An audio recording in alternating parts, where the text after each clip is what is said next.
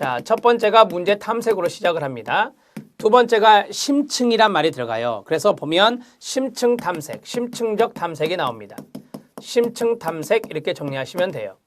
자는 뭐겠습니까? 자아 수용입니다. 자아 수용이라고 하고, 그 다음에 현은 현실 검증이란 말이 있을 겁니다.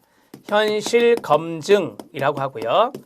그 다음에 태는 거기 보면 태도와 감정의 탐색과 처리란 말이 있죠. 상당히 길죠. 거기서 태도와 감정의 탐색, 태도, 감정의 탐색입니다. 마지막은 의사결정이 되겠죠. 마지막은 의사결정. 이런 식으로 정리하시면 됩니다. 자, 꼭 정리하셔야 돼요. 시험에 계속 나오고 있습니다. 문심, 자현, 태의 앞 글자를 땄습니다. 자, 정리가 됐고 밑에 있는 박스를 보도록 하겠습니다. 만약에 이게 2차 문제로 나오면 밑에 박스를 쓰시면 돼요. 자, 문제 탐색입니다. 비지시적인 방법에 의해서 문제 탐색과 자아 개념을 표출합니다. 심층적 탐색입니다. 심층적 탐색을 위해서 지시적인 방법으로 주제를 설정합니다.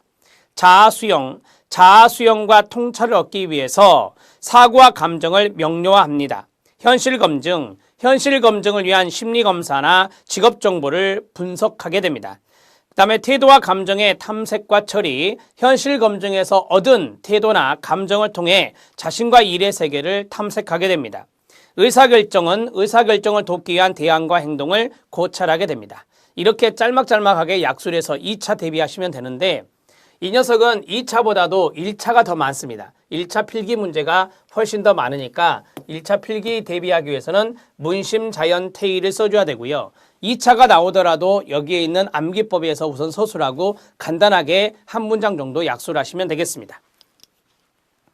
자, 방법 들어갑니다. 상담 기법입니다. 발달적 직업 상담의 경우 지시적이거나 비지시적인 상담 기술을 주기적으로 사용할 수 있습니다.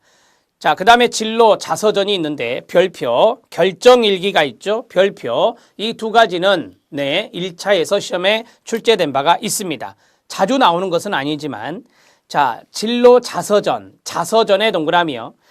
이 내담자의 자서전적인 성격이 있는 것이다.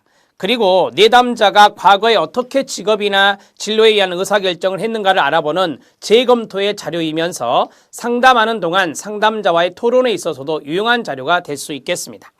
우리가 자서전은 그 사람의 역사입니다. 따라서 이 사람이 예전에 직업을 어떤 직업을 한 5가지를 가졌었는데 그 5가지를 선택하게 된 계기, 의사결정을 어떻게 했는가, 그러한 것들에 대해서 쭉 재검토하는 자료, 이게 바로 진로 자서전이 됩니다.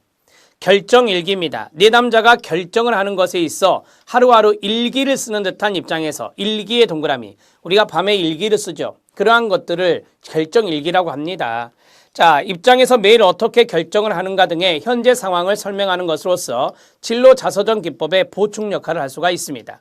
우리가 이제 살아가면서 어떠한 것을 결정할 때, 이러한 방향으로, 이러한 방법으로 내가 결정을 했다라고 하는 것을 일기처럼 써내려가는 것을 말 그대로 결정일기라고 말하는 것입니다. 자, 검사의 해석입니다. 집중검사와 정밀검사가 있습니다. 슈퍼가 또 나오죠. 집중검사, 정밀검사 두 가지 들어갑니다. 집중검사는 짧은 준비 단계 시기 면접 후에 내담자에게 종합검사를 실시하는 경우이며 끊어요. 자, 정밀검사는 상담의 전 과정에 걸쳐서 개별검사를 세밀하게 실시하는 것이라고 합니다.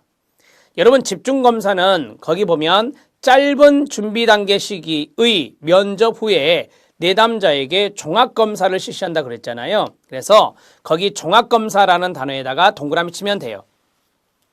정밀검사는 뭐냐면 이러한 개별검사가 있잖아요. 개별검사를 세밀하게 하는 거, 이런 것들이 바로 거기 있는 대로 말 그대로 정밀검사가 됩니다. 정밀의 동의어는 세밀하게가 되겠죠. 세밀의 동그라미 치면 돼요.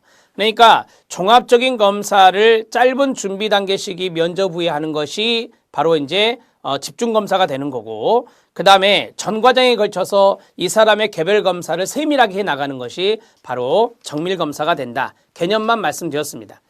검사 결과를 내담자에게 상담자의 언어로 제시하는 것은 그러요. 내담자가 자신의 직업 선택을 위한 사고, 인지적 과정에 검사 결과 정보를 더 잘 통합할 수 있도록 해줍니다. 그래서 상담자의 언어로 설명해 주는 게 좋아요.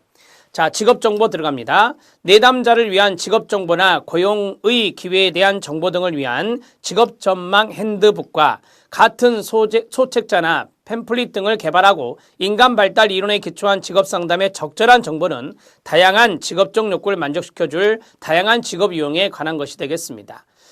청소년에 맞는 직업정보, 직업 전망 핸드북 이런 것들이 이제 직업정보가 들어있겠죠. 그래서 그 발달 단계에 맞는 청소년기에 맞는 청년기에 맞는 중년기에 맞는 노년기에 맞는 그러한 발달 단계